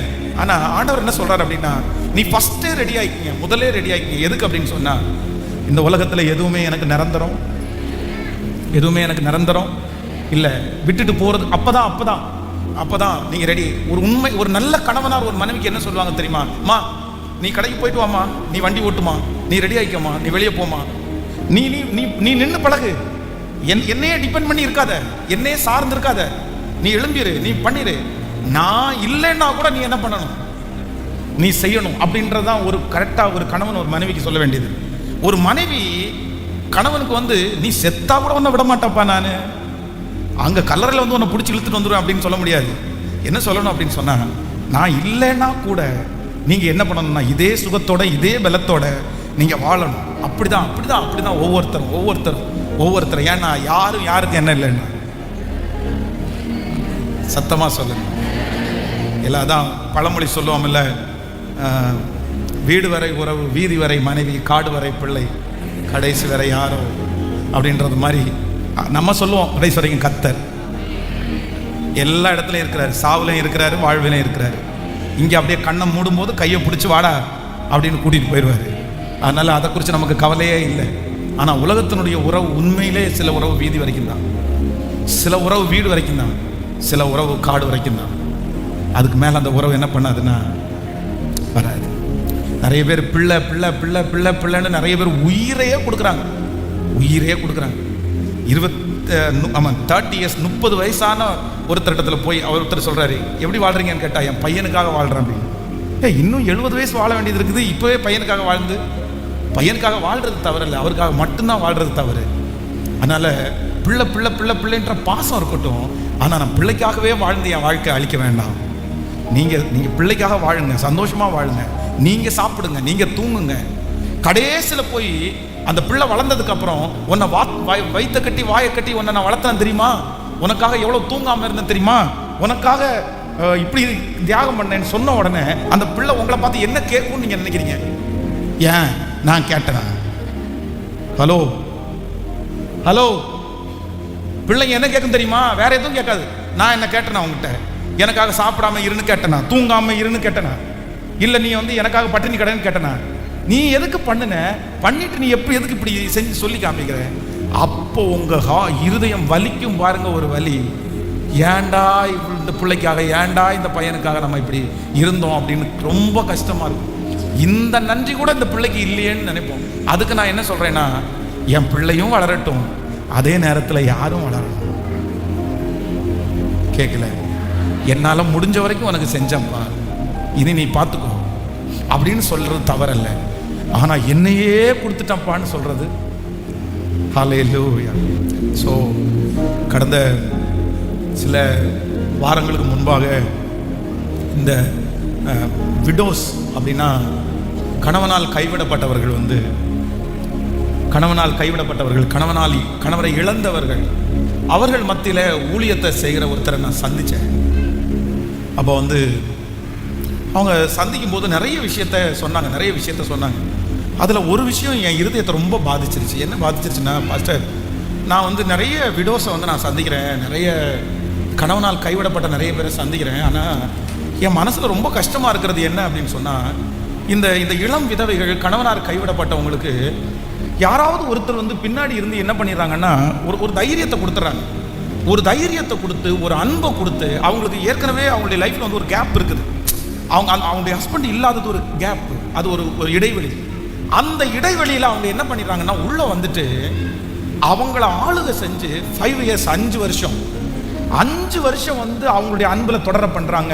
அவங்கள்ட்ட பேசுகிறாங்க, அவங்களுக்கு கேட்குறதெல்லாம் வாங்கி கொடுக்குறாங்க, அவங்கள ரொம்ப அழகாக வச்சுக்கிறாங்க. ஆனால் 5 வருஷம் தாண்டி அவங்கள ஒரு சின்ன ஒரு டிஷ்யூ பேப்பர் மாதிரி அப்படியே தூக்கி போட்டுறாங்க. 5 இயர்ஸ் தான், 5 வருஷம் தான். அந்த 5 வருஷத்துலையும் இவங்க தான் அவங்களுக்கு நிறைய செஞ்சுருக்காங்க. ஆனால் இவங்க செஞ்சது மாதிரி காமிச்சிடறாங்க. அந்த 5 வருஷத்துலையும் அவங்க ரொம்ப நம்பிடுறாங்க, ரொம்ப இது பண்ணிடுறாங்க. இந்த மாதிரி பாதிக்கப்பட்டவங்கள ஏற்கனவே அவங்களுக்குள்ள ஒரு காயம் உடஞ்சாச்சு. 2வது அவங்களுக்கு இந்த மாதிரி நடக்கும்போது அவங்களுக்கு வாழ்க்கையை குறித்த ஒரு கான்ஃபிடென்ட்டே அவங்களுக்கு இல்லாதன்னு நான் ஃபீல் பண்ணேன் அப்படின்னு அவங்க எங்கிட்ட சொன்னாங்க. உண்மைதான்.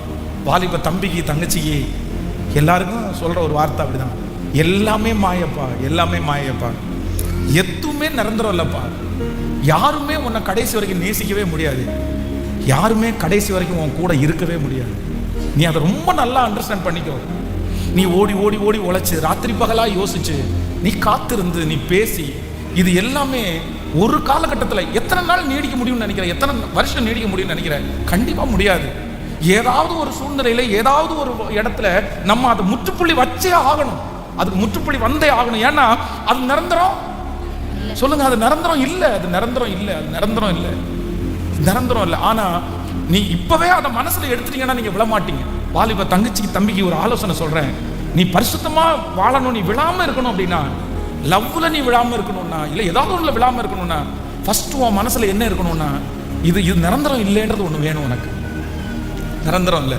காலேஜ் படிக்கிற வரைக்கும் அப்படின்னா, அதுக்கப்புறம் அந்த உடைவை நீ எப்படி சரி பண்ண போற? இந்த வேலையை விட்டு நான் போற வரைக்கும் அப்படின்னு சொன்னா, அதுக்கப்புறம் எப்படி நீ அதை சரி பண்ண போற? சரி பண்ணவே முடியாது. அதை சரி பண்ணணும்னா அப்புறம் அதே மாதிரி இன்னொன்னுல நீ போனாதான், இன்னொன்னுல விழுந்துதான் சரி பண்ண முடியும். அது லாங் டைம், அது ஒரு பெரிய ப்ராசஸ். அதனால உங்களை குறித்து நீங்க நினைக்க வேண்டிய நினைவு. இப்ப பாருங்களேன், சில கணவன் பணம் பணம் பணம் பணம் பணம் எப்ப பார்த்தாலும் பணம் பணம் பணம்னு ஓடுறாங்க. ஆனா ஃபேமிலி தெரியாது, பிள்ளைங்க தெரியாது. பிரதர், அது எந்த வித உங்களுக்கு தேவைக்காக நீங்க சம்பாதிக்கிறது தவறல்ல, பணம் இருந்தா தான் நீ வாழ முடியும். நீங்க ஆனா என்னன்னா, அதை ஒன்னே நீங்க நிரந்தரம்னு நினைச்சிட்டு போயிட்டு ஃபேமிலியை நீங்க இழந்துட்டீங்கன்னா எதுவுமே நிரந்தரம் இல்லை. எது மேலேயும் ரொம்ப டீப்பாக நம்ம போகக்கூடாது. டீப்பாக போகணுன்னா ஒரே ஒருத்தர்கிட்ட மட்டும்தான், கர்த்தரை தவிர வேற யார்ட்டையுமே டீப்பாக போகக்கூடாது. ஏன்னா இந்த உலகத்தில் இருக்கிற எல்லாமே என்னதான், டெம்பரவரி தான், எல்லாமே மாயை தான். இன்னைக்கு நகமும் சதையுமா இருப்பீங்க பிரதர் சிஸ்டர், நகமும் சதையுமா இருப்பீங்க. ஆனா இல்ல இல்ல இல்ல, கண்டிப்பா அவங்களுக்கும் உங்களுக்கு ஒரு நாள் கிளாஷ் ஆகும், அவங்களுக்கும் ஒரு நாள் பிரச்சனை ஆகும். நீங்க பிரிய வேண்டிய சூழ்நிலை, பிரியன்னா சண்டை போட்டு பிரிய மாட்டீங்க. ஆனா நான் என்ன பண்றேன்னா, ஏதாவது ஒரு விதத்துல உங்களை அவங்க மனசு கஷ்டப்படுத்திடுவாங்க, அவங்களை நீங்க கஷ்டப்படுத்திடுவீங்க. அந்த பாண்டேஜ் வந்து பழையது மாதிரி நீங்க பின்தொடர முடியாது. அது ஒரு கேப் வந்து தான் ஆகும். அதுக்காக இப்பவே என் மனசுல நான் அண்டர்ஸ்டாண்ட் பண்ணிக்கிறேன், எதுவுமே என்ன இல்லைன்னா. சத்தமா சொல்லுங்க. ஸோ நிரந்தரமே இல்லாத ஒண்ணுக்காக நம்ம ரொம்ப எஃபர்ட் எடுக்க வேண்டிய அவசியம் இல்லை. ஆமோதிக்கிறீங்களா இல்லையா? ஆமென். அப்படியே நான் ஜெபம் பண்றேன் உங்களுக்காக. தகப்பனே, உங்க பிள்ளைகள் கொண்டு வந்திருக்கிற காணிக்கைகள், தசம பாகங்களை 1000 மடங்கு ஆசீர்வதி. இந்த சத்தத்தை கேட்டு யாரெல்லாம் இந்த ஊழியத்தில் தாங்குறாங்களோ ஒவ்வொருத்தரையும் ஆசீர்வதி. இந்த ஊழியத்தில் பின்னணியில இருந்து பாடுபட்டு ஆண்டவரே உழைக்கிற ஒவ்வொரு பிள்ளைகளையும் ஆசீர்வதி. ஒரு பெரிய பலனை உங்களுடைய பிள்ளைகளுக்கு தாங்கப்பா.